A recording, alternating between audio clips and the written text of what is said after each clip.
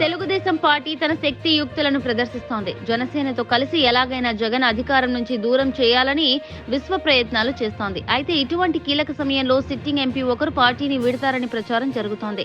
గత ఎన్నికల్లో Telugu Desam party 3 MP స్థానాలను గెలుచుకుంది. గుంటూరు, విజయవాడ, శ్రీకాకుళం లోక్సభ స్థానాలను కైవసం చేసుకుంది. గుంటూరు నుంచి గల్లా జయదేవ్, విజయవాడ నుంచి కేశినేని నాని, శ్రీకాకుళం నుంచి కింజారపు రామ్మోహన్ నాయుడు గెలుపొందారు. ముగ్గురు కూడా హేమాహేమిలే. అయితే ఇందులో ఒకరు పార్టీని వీడతారని ప్రచారం జరుగుతుండడం శ్రేణుల్లో ఆందోళన కలిగిస్తోంది. టీడీపీతో జనసేన పొత్తు కుదిరిన సంగతి తెలిసిందే. బీజేపీ సైతం ఆ 2 పార్టీలతో కలుస్తుందని ప్రచారం జరుగుతోంది. అదే జరిగితే 3 పార్టీలకు ఎంపీ స్థానాలు సర్దుబాటు చేయాల్సి ఉంటుంది. ప్రధానంగా జనసేనకు 2 ఎంపీ స్థానాలు కేటాయిస్తారని టాక్ నడుస్తోంది. కానీ బీజేపీ విషయం స్పష్టత వచ్చాకే దీనిపై ఒక క్లారిటీ రానుంది. ఒకవేళ బీజేపీ కానీ చేరితే ఎమ్మెల్యేల కంటే ఎంపీ స్థానాలని కేటాయించాల్సి ఉంటుంది. దీనికి టీడీపీ సైతం మానసికంగా సిద్ధమైనట్లు వార్తలు వస్తున్నాయి. ఇటువంటి పరిస్థితుల్లో గుంటూరు ఎంపీ గల్లా జయదేవ్ పార్టీని వీడతారని సమాచారం. అయితే ఆయనకు వేరే పార్టీలో చేరాలని ఉద్దేశం లేకపోయినా పూర్తిగా రాజకీయాలకే దూరంగా ఉండాలని నిర్ణయించుకున్నట్లు తెలుస్తోంది. గత కొంతకాలంగా పార్టీ వ్యవహారాలకు ఆయన దూరంగా ఉన్నారు.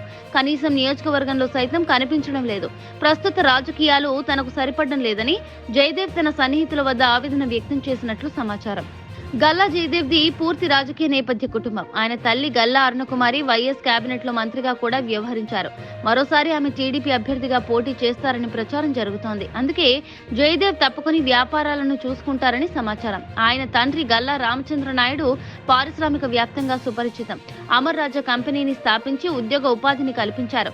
ఇటీవల ఏపీ ప్రభుత్వం ఉక్కుపాదం మోపడంతో తమ పరిశ్రమలను తెలంగాణ వైపు తరలించారు.